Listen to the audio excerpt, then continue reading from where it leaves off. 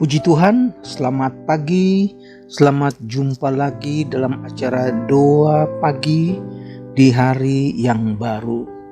Berterima kasih Tuhan sudah pimpin, Tuhan sudah jaga kita, dan sampai hari ini kita dapat bangun dengan tubuh yang sehat.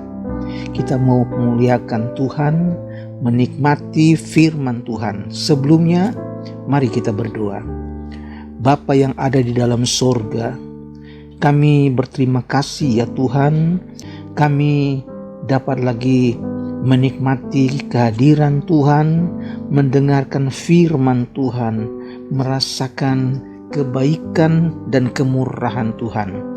Di hari yang baru ini Tuhan, kami mau siapkan waktu kami untuk merasakan kebaikan dan kemurahan Tuhan. Pimpin kami di dalam acara ini, dalam nama Tuhan Yesus Kristus. Haleluya. Amin. Puji Tuhan saudara, tema yang akan saya bacakan pagi hari ini diambil dari kitab Wahyu pasal 3 ayat 11. Di mana Yesus berkata bahwa Dia akan datang segera. Ini adalah perkataan Tuhan Yesus sendiri berupa wahyu kepada jemaat di Philadelphia sebagai pesan bahwa Kristus akan segera datang. Kedatangan Tuhan menunjukkan bahwa Kristus akan datang untuk mengangkat jemaatnya dari dunia ini, untuk membebaskan mereka dari murka yang akan datang. Dicatat dalam 1 Tesalonika 1 ayat yang ke-10. 1 Tesalonika 1 ayat yang ke-10. Saya tidak bacakan, saudara catat dan saudara baca di rumah. Kedatangan Kristus adalah untuk menjemput orang-orang kudus, orang-orang percaya, dan membawa mereka ke rumah Bapa. Tercatat di dalam Injil Yohanes pasal 14 ayat yang ketiga, Yesus berkata, "Dan apabila aku telah pergi ke situ dan telah menyediakan tempat bagimu, aku akan datang kembali dan membawa kamu ke tempatku, supaya di tempat di mana aku berada, kamu pun berada." Puji Tuhan, janji Yesus bukan hanya sekedar janji. Janji Yesus pasti akan digenapi. Oleh sebab itu, kita harus siap sedia. Kita harus tetap setia. Harus menjaga iman kita, supaya ketika Yesus datang kembali, kita adalah orang-orang yang berbahagia, yang diangkat bersama-sama dengan Tuhan di angkasa. Jadi sepasti Yesus terangkat ke sorga, demikian juga Ia akan datang kembali untuk menjemput pengikut-pengikutnya yang setia agar tinggal bersama-sama dengan Dia. Yesus berkata dalam Kisah Rasul pasal 1 ayat yang ke-8, Yesus katakan, "Kamu akan menjadi saksiku di Yerusalem dan di seluruh Yudea dan di Samaria dan sampai ke ujung bumi." Sesudah Ia mengatakan demikian, terangkatlah Ia disaksikan oleh mereka, dan awan menutupnya dari pandangan mereka. Ketika mereka sedang menatap ke langit waktu Ia naik, tiba-tiba berdirilah 2 orang yang berpakaian putih dekat mereka dan berkata kepada mereka, "Hai orang-orang Galilea, mengapakah kamu berdiri melihat ke langit? Yesus ini yang terangkat ke sorga meninggalkan kamu akan datang kembali dengan cara yang sama seperti kamu melihat Ia naik ke sorga." Saudara-saudara, puji Tuhan, ini menjadi satu penghiburan buat kita orang-orang percaya yang ada di akhir zaman ini. Inilah pengharapan bagi orang-orang percaya, dan di mana menjadi tujuan utama dari kedatangan Tuhan Yesus ialah agar orang-orang percaya, saudara-saudara dan saya, dapat bersama dengan Tuhan selama-lamanya. Semua orang-orang percaya yang hidup akan diangkat bersama-sama dalam awan menyongsong Tuhan di angkasa. Demikianlah kita akan selama-lamanya bersama-sama dengan Tuhan. Saudara dapat baca itu di dalam 1 Tesalonika pasal 4 ayat yang ke-17. 1 Tesalonika pasal 4 ayat yang ke-17. Jadi kedatangan Kristus untuk umatnya yang setia akan melepaskan mereka dari hari pencobaan yang akan datang atas dunia ini. Dicatat dalam Injil Lukas pasal 21 ayat 36 dan 1 Tesalonika 1 ayat 10, 1 Tesalonika pasal 5 ayat 9. Terjadi satu reuni yang penuh kemuliaan dan abadi.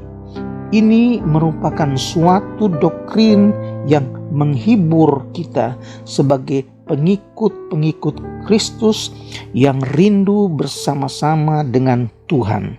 Karena itu, hiburkanlah seorang akan yang lain dengan perkataan-perkataan ini. Dicatat dalam 1 Tesalonika pasal 4 ayat 17 dan 18. 1 Tesalonika pasal 4 ayat 17 dan 18. Dalam Wahyu pasal 3 ayat yang ke-11, mereka yang luput dari hari pencobaan dan kesengsaraan itu hanya akan terjadi pada mereka yang setia dalam gereja, yang berpegang erat dalam iman kepada Kristus dan firman-Nya. Itu harus dipegang erat, itu harus dijaga, itu harus kita waspada supaya tidak seorang pun dapat mengambil mahkotamu. Itu perkataan Yesus, itu adalah nasihat Tuhan Yesus supaya kita waspada, kita berjaga-jaga supaya jangan sampai mahkota yang sudah Tuhan sediakan itu diambil daripadamu. Saudara, haleluya, Allah sudah sediakan mahkota sebagai upah bagi mereka yang setia. Mahkota sebagai satu tanda kehormatan yang Tuhan berikan kepada orang-orang yang setia, orang-orang yang menjaga iman mereka, mereka yang senantiasa berharap kepada Tuhan. Dan ada juga banyak orang percaya yang akan mundur, mereka yang kehilangan mahkota yang telah Tuhan sediakan kepada mereka karena iman mereka mulai redup. Karena iman percaya mereka mulai hilang. Mengapa? Karena mereka lalai. Mereka tidak menjaga-jaga. Mereka kalah terhadap bisikan-bisikan keinginan-keinginan duniawi. Itu sebabnya Tuhan Yesus berpesan, berpegang erat apa yang ada padamu, yaitu firman Allah, yaitu iman kepada Yesus Kristus, supaya mahkota yang Tuhan sediakan akan tetap menjadi milik kita ketika Yesus datang kembali. Saudara-saudara, jangan lengah, jangan lalai, tetaplah berpegang kepada firman yang murni. Karena sekarang ini banyak firman yang tidak murni dibawakan oleh orang-orang yang menyesatkan.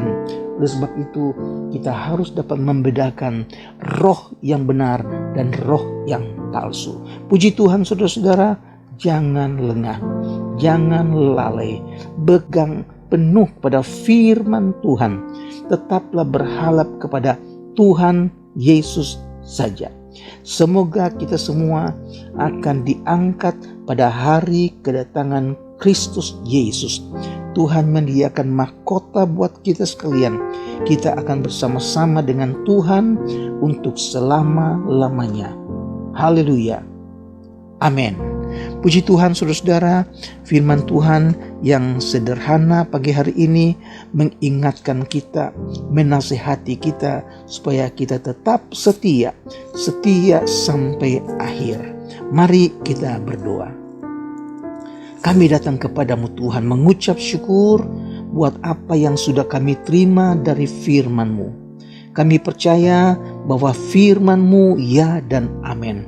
Apa yang Engkau janjikan itu pasti akan terjadi.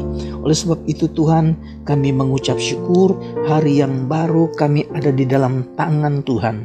Engkau yang akan memimpin, Engkau yang akan menuntun jalan hidup kami sepanjang hari ini. Hamba-Mu berdoa buat mereka yang sedang sakit, mereka yang dalam keadaan kelemahan tubuh.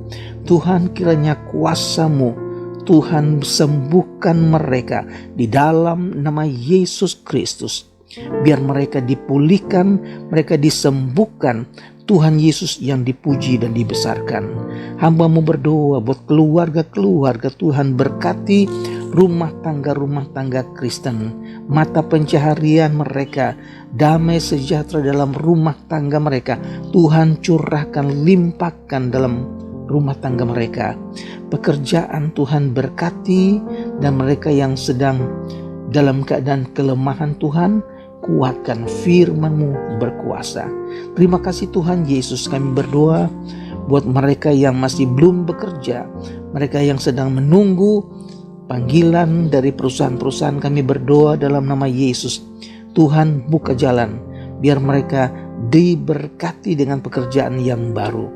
Terpujilah nama-Mu Tuhan. Kami serahkan hari yang baru ini ke dalam tangan Tuhan, dan kami percaya Tuhan berkati kami di dalam nama Tuhan Yesus Kristus.